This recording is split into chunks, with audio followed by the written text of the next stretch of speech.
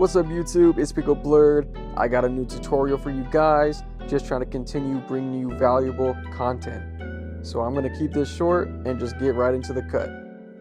So to set myself up for this haircut, I already sectioned the hair that I wanted to. I combed it where the hair naturally wants to lay, and I'm just setting in my perimeter, making sure that I can connect the top to the sides, and this perimeter is basically going to be the length that I'm going to fade into. And so now that I already got my foundation set in, you guys know I like to set my initial line with my trimmers, just because all my tools are set right and I know that I can take it out. So the trimmer is going to give me the shortest length possible next to bald for this bald line. And so I set it with my trimmers, and then I'm going to go in and bald everything out underneath. For me personally, I think it's just easier for me to see what I'm doing if I go ahead and make sure everything's bald underneath. Some people leave the hair underneath and then do their fade steps and then come in at the end and clear it out. I just like to have everything nice and bald and clean before I do the rest of my step. It just helps me to envision my fade better that way. I can clearly see what I need to fade down into. And it's just personal preference. You know, you got to find something that works for you. If the other way works for you, where you leave the hair and then you can see the blend happening above it, you know, go ahead and go for that. But if that doesn't work for you, try my way. You just got to find something that works for you. Not everything's going to work for every single person. You got to kind of tailor your cutting style to your own kind of process. So really, I encourage you guys to kind of play around with your tools, with your clippers and your trimmers, find out what works for you, and then go and watch some tutorials. You know, I have a couple of tutorials up on the page. Go ahead and check those out if you're having trouble with certain types of hairstyles. But yeah, you just gotta kind of work and fine tune everything for yourself. So now, after I'm fine and satisfied with the bottom shaved down how I want it to be, I'm taking my clipper with the lever open and I'm going up about an inch, trying to stretch out this blend. He said he wanted a mid to high fade, so that's what we're giving him. I kind of like more the mid fade style myself, especially with his occipital bone sticking out so much. So I'm going up about an inch, stretching out this guideline, using my clipper open, and I'm making sure this step is really clean.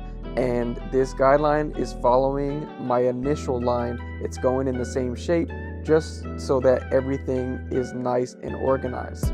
And again, this is just my process, but for me, having everything super clean and organized just helps me fade better. It sets up everything so it's easier for me to complete my steps. Everything looks nice and neat, and the fade just comes out super clean. So now I set in my guideline, and now it's time to fade that out. So I'm closing my lever little by little as I go down. So I'm starting at the top of that guideline with my lever open, and as I go down towards the bottom line, I'm closing my lever little by little until you see that line disappear. Now, when you do it like this, you definitely will see the line just start to erase. That's why I like going from top to bottom. Plus, it also helps me see that it's darker at the top, and then I get it nice and light at the bottom. I'm not pushing it up. I'm kind of going from where I started and being safe. And then as I go down, that line just starts to erase, and I can clearly see that it's darker at the top and lighter at the bottom. I've definitely seen beginner barbers try to fade up doing this, so they'll start closed and then work their way up to the top of that guideline. And what happens usually is they'll start to push the fade too high and then end up going past the initial guideline. So that means you're bringing your fade higher and higher, which we don't want. If you have a set fade that you want to make sure that it's in that position. You don't want to be pushing the fade any higher than it needs to be. So that's why I like going from top to bottom, where I started with my initial guideline, what I put in with it, and then I take it out with that and then close as I go down. It just makes me keep my fade where I want it. And you guys know I like to put in my guidelines and then take them out immediately. I don't just like putting all the guidelines in, so that's what I'm doing. But I slap on my half guard and I'm going up an inch again, following the shape of my last guideline, and make sure that your lever is open with the half guard. That's what you want to do when you're setting in these guidelines. You always want to start open, because you can always take hair off. You can't put the hair back on, so you want to be safe. You want to make these guidelines open so then you can blend it out. If you go in with it closed, you're not going to have any space to blend, because the half guard basically blends from that open guard, no guard, with the clipper. So if you go up an inch with the half guard closed, you're not going to have any room to blend. There's not going to be a blend. It's just going to be one length. So make sure that whenever you set in your guidelines, it's open, and then you go ahead and fade that out. So again, like we did with the initial guideline, we're starting open with my clipper, and then we're closing it little by little as we go down. Always doing the same steps. It just keeps you organized. It keeps the fade process simple and clear, and keeps you knowing what you're supposed to be doing. You don't want to get lost when you're fading, because once you get lost, it's really hard to find your place again, especially if you're a beginner. You don't know where you left off and you don't really know what you're doing. So if you get lost, you'll get confused, and then you'll start making mistakes. You want to make sure that it's nice and simple. You know exactly what you're supposed to be doing, where you're supposed to be doing it. So keeping this process organized and doing it step by step every single time is just going to make it easier for you, and it's going to be more efficient that way, because you have a process, you have a set process, you have a set way of doing things every single time. So you're just going to get faster and faster at doing those things. But if you do find yourself getting lost, that's okay.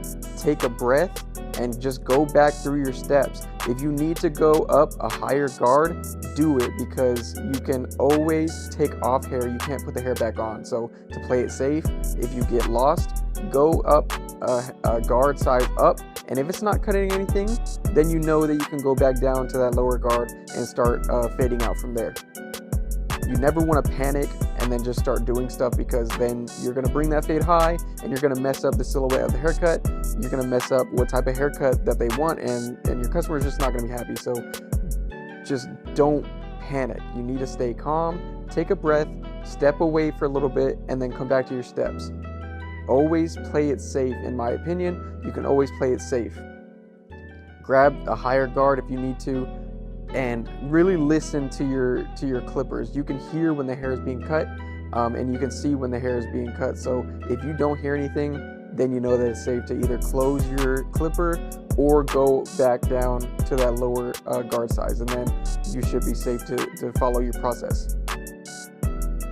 So again, once I'm done with that step and I'm happy with it, then I go on to my next guideline. So I'm using my 1.5 guard. Again, I'm going up about an inch, but this time I'm flicking out towards the top to blend in to where I left my perimeter. I don't want to go past my perimeter and start changing the shape. So I'm really flicking out, and it's going to make it easier to blend into that, because you're not putting a harsh line right under that. You're flicking out and blending already into that step. So again, you're starting open with the 1.5. And when I say I'm flicking out, basically I'm bringing my clipper and I'm rolling off the back, and I'm going off the shape of his head. And to really give you a perspective of this, or like a visual, imagine you were taking your clipper on the side of a soccer ball. You don't want to go with the curve of the ball, you kind of want to go off of it. So as the ball starts to curve, your clipper is flat against the head, and you're just going to go straight up. You're not curving with the ball, you're going off of the ball. So it's kind of like that with the head. As it gets to that parietal ridge, or where the head starts to round, you don't want to go with the round, you want to go off of the shape. So you're going up, and you're just acting like there's an invisible wall following that just straight up, and it's going to blend into that hair rather than taking the shape and making it round. With these haircuts, these masculine haircuts, you want to make sure that it's square, because square is a very masculine shape and it complements the head shape anyway. You don't want a super round silhouette, because then it throws off the whole shape and style. And the fade is pretty much done at this point, but if you really want to set yourself apart from all the rest of the barbers, get your detail work in, and that's just putting in extra work for your customers. They're going to appreciate you for it, because the fade is just going to look even better if you go back and attack certain spots that you maybe missed, or maybe could have been blended a little bit better. You want to give your client the best possible outcome of a haircut. So go back in with your steps and just make sure that the fade is looking nice and blended. There's no dark spots, there's no uneven lengths of hair. And trust me, they're gonna wanna come back to you, because you take that extra time and care to give them what they want, and have them leaving looking extra good. And the biggest tip I have for you guys when you're doing detail work is to use mainly corners. If you use the whole blade, you might risk setting in another guideline that you don't want, and then you're gonna have to try to blend that out, and you might end up taking that fade higher than you want it. So make sure you're using your corners. It's not gonna take off much hair as you're going through it. It's just gonna be blending. So you're gonna get that blend looking super, super blurry, and you're not gonna risk messing up the fade. And the last step to the sides of the fade, not touching the top yet, but just making that fade look even better, is really defining that shape that we set in the initial part. So I'm using clipper over comb because I think it's the best way to be able to redefine that shape and just make it as accurate as possible. It's gonna make the blend look perfect, the shape look perfect. The silhouette really needs to be nice, especially on these designer hairstyles, because the shape can really throw off your haircut, especially if you're looking at it from the front view. If the shape isn't right, the haircut's just not gonna look right. You can have a really good fade and shear work up top, but if that shape is off in any way, the haircut's just not gonna look right, and people are gonna be looking at it like something's off, because it is. The shape is off. So you wanna make sure you get that shape exactly how you want it to look. Now it's time for the shear work up top. So you're gonna saturate your client's hair with water, and then I make a profile section up top, basically like a mohawk section, so I can start my guide. Kind of like your guidelines on the side with the fade. You wanna set a guideline for yourself so you know where you're cutting when you're using the shear work up top. If you just go in hacking the hair away, the haircut up top just isn't gonna look right. It's gonna be choppy, and it's going to be uneven. So if your client tries to style it, he's not going to be able to get the style right because the hair isn't even up top. Or if he goes back to get another haircut, either from you again or somebody else, it's going to be difficult because the hair wasn't cut all to the same length. So set yourself up for success. Get your guideline set all the way through, and then you're going to follow that guideline all the way around the head. So I start vertical with my profile section, and then I take horizontal sections, and I just meet the shorter hair, or the long hair, to the shorter hair. So you'll pull up that middle section, and you'll see that it's shorter in the middle and then longer on the sides, and you're just going to snip that off with your shears, making sure as you go back that everything is even. And if there's hair on the parietal ridge that's not going up when you pull the hair up for that section, you don't have to cut that. Just let it fall out of place, because you don't need to cut it. If there's hair that's the same length as your guide, or it's falling out because it's shorter, sometimes you just don't need to cut the hair. So don't go cutting hair that doesn't need to be cut. You just want to cut the hair that is uneven, and you need to match it up with your guideline. But I'm gonna let you guys watch the rest of the shear work up top, and I'll catch you guys when we're about to finish the rest of the haircut.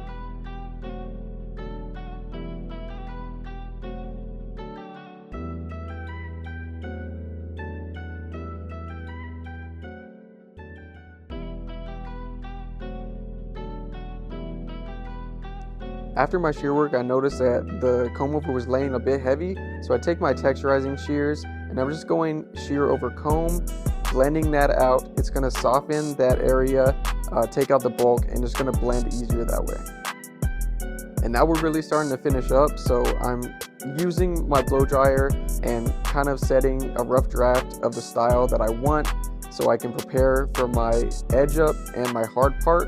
I just want everything laying where I want it to lay. And so when I go and do those steps, everything is perfect.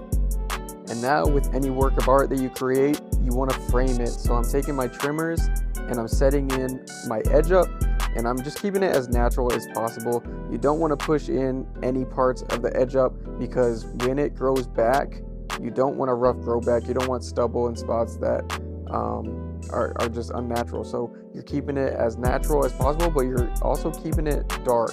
So you're letting the trimmer do its job. You're not really pushing in because you don't want to scar your client. So really be soft with this step, because your trimmers are actually really sharp, especially if you have them zero gap like I do. During my client consultation, my client did say he wanted a hard part. It adds a bit of flair and personality to this classic hairstyle. So to put in your hard part, you're going to use your trimmers again. And just like my design video, if you guys want to see how to do those designs, check the link at the end of the video. But this is basically like a simple design. You're gonna place 2 lines, and what I mean by that is you're gonna have a top line and you're gonna have a bottom line. So you're taking your trimmer, holding it normally, and you're just etching in the top of that line, kind of going little by little. You don't want to try to put in this line all at once, because you might end up skewing the line or making it not as straight. So really take your time and go little by little as you're going down that design line. And at the top of this line, you see me using my comb to push the hair out of the way. I just want to see what I'm doing. So I'm pushing the hair out of the way so I can etch in my line nice and neat. And when you put in the bottom line, you have to flip your trimmer over and then just hit from the top to the bottom. And it depends on how wide you want this line, how much you push in, but you don't want to make it too thick, because it's going to throw off the design, and it's not going to look natural. You kind of want this design to look a bit natural, but just a bit sharp. So, and you might be asking yourself where you're supposed to put in this hard part. That really depends on the client. Usually you'll put in the hard part in the natural spot where the hair wants to divide. So usually that's coming off of the cowlick in the back, and then you just follow that line all the way up to the point of recession where the hairline is, and you're keeping it straight across that, and the hard part should just follow that natural line anyway.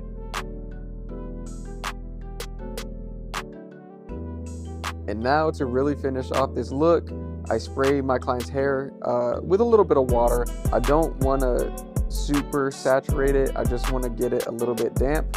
And then I use a matte pomade. I like using a matte pomade just because it's not as bright or glossy as like a gel. It's not going to be super hard, and it's not going to attract all kinds of dust. A matte pomade looks super natural and has a good enough hold in it that it's going to keep the style that you want. And your client can change their hairstyle throughout the day. Maybe if they want to comb it over to the other side or anything like that. So that's just one of my favorite products. But this is the final look. Just look at that fade. It's looking really good. The style is looking really good, and that hard part is just bringing everything together, really bringing that modern touch to this hairstyle. I really hope you guys enjoyed the video. Thank you guys for watching and supporting the channel. If you could, hit that subscribe button so you can stay up to date on the latest drops. But it's your boy Pico.Blurred, and I'll catch you guys in the next video. Oh my god, is that Pico.Blurred?